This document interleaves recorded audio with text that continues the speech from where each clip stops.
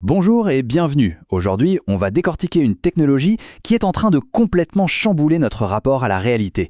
Et elle s'attaque à quelque chose de très fondamental, notre vue. Alors, regardez bien ça. On dirait Tom Cruise, pas vrai? Le geste, la voix, même son rire, tout a l'air parfaitement authentique. Mais la question c'est, est-ce qu'on peut encore vraiment faire confiance à ce qu'on voit? Et non, ce n'était pas Tom Cruise. C'est ce qu'on appelle un deepfake, un média synthétique hyper réaliste. Et voilà tout le problème. Notre perception du réel, elle est devenue piratable. Bon, allons-y. Pendant des siècles, l'adage « je ne crois que ce que je vois » était une sorte de vérité absolue. Aujourd'hui, cette certitude est en train de voler en éclats. Alors un deepfake, c'est quoi au juste? Pour faire simple, c'est l'art de prendre le visage d'une personne et de venir le greffer numériquement sur le corps de quelqu'un d'autre dans une vidéo. Et ça, avec une précision assez bluffante. C'est un peu comme un copier-coller super sophistiqué, mais pour les visages et en mouvement. Mais comment c'est possible une telle prouesse? La réponse, elle se trouve dans une branche vraiment fascinante de l'intelligence artificielle, où deux IA s'affrontent dans une sorte de duel créatif. La technologie clé derrière tout ça, ce sont les GAN, pour réseau antagoniste génératif.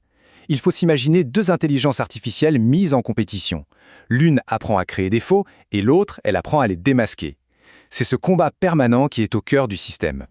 Pour que ce soit plus clair, prenons une analogie. D'un côté, on a le générateur, un genre de faussaire super doué qui passe son temps à peindre des fausses Jocondes. Et de l'autre, on a le discriminateur, un critique d'art expert dont le seul et unique travail, c'est de repérer la supercherie. Le processus, c'est un cycle sans fin d'amélioration. Le faussaire propose une de ses créations et le critique la juge. Le faussaire apprend de ses erreurs, il s'améliore et il recommence. Si on répète ça des millions de fois, le faussaire devient tellement bon que même l'expert le plus pointu n'arrive plus à faire la différence. Et attention, on ne parle pas d'une petite technologie de niche. Yann LeCun, qui est l'un des pères fondateurs de l'IA moderne, a dit des GANs que c'était l'idée la plus intéressante de la décennie. Ça donne une idée de l'ampleur du truc. Et cette technologie, elle évolue à une vitesse vertigineuse. On est en plein milieu d'une véritable course à l'armement entre ceux qui créent les deepfakes et ceux qui essaient de les détecter. Cette petite chronologie, elle montre bien à quelle vitesse ça va.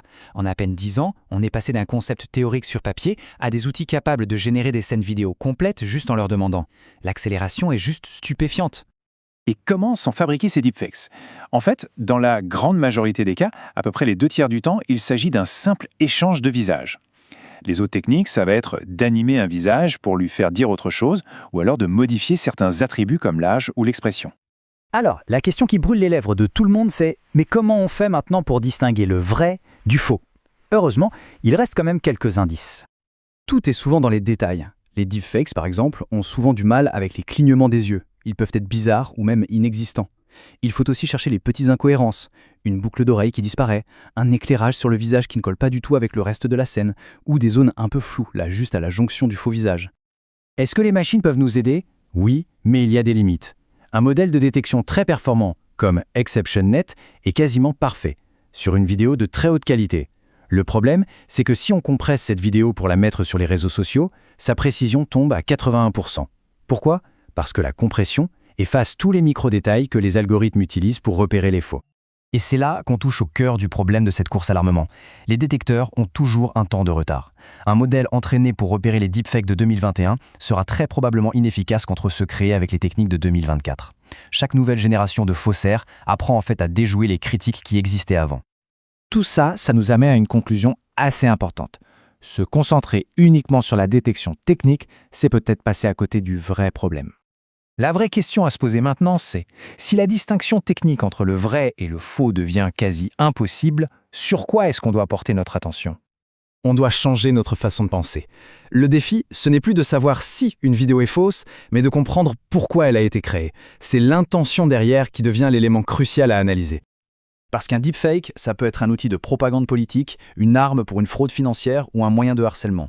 Mais ça peut aussi être un outil pour la satire, un effet spécial pour le cinéma, ou même une nouvelle forme d'expression artistique. La technologie en elle-même, elle est neutre.